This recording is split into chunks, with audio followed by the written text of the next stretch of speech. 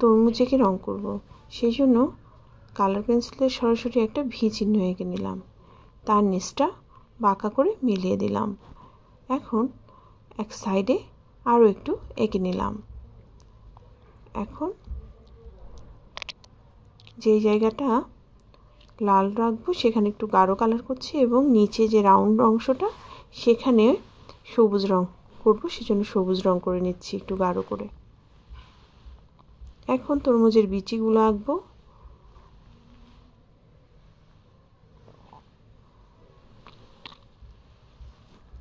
রং করছি, লালের অংশ, উপরের অংশ লাল হয়, সেজন্য লাল রং করে নিচ্ছি।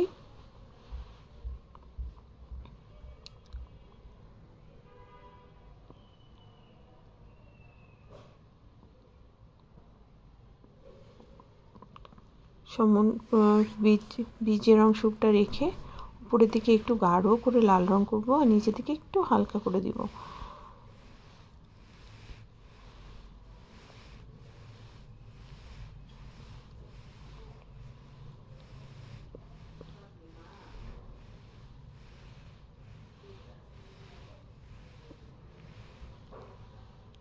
লাল রং করে নিলাম।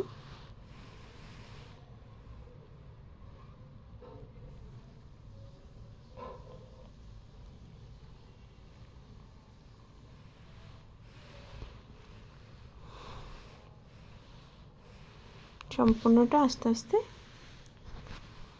লাল রংটা গাঢ় করছি, কোথাও গাঢ় কোথাও হালকা করে লাল রংটা করে দিচ্ছি।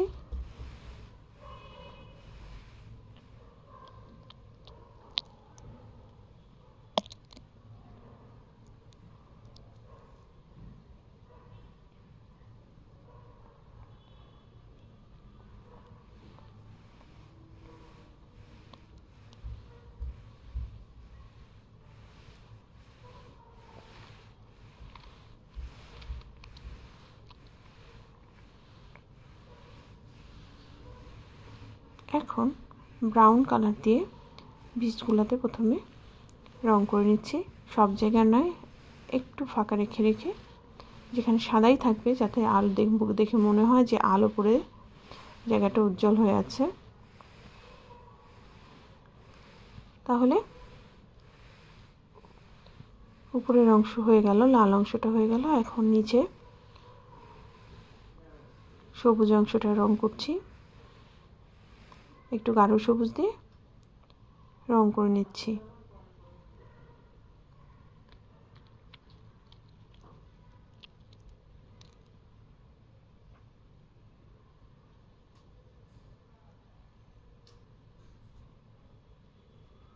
এখন নিচে শ্যাডো এঁকে দিলাম, তাহলে তরমুজ কিন্তু আঁকা হয়ে গেল।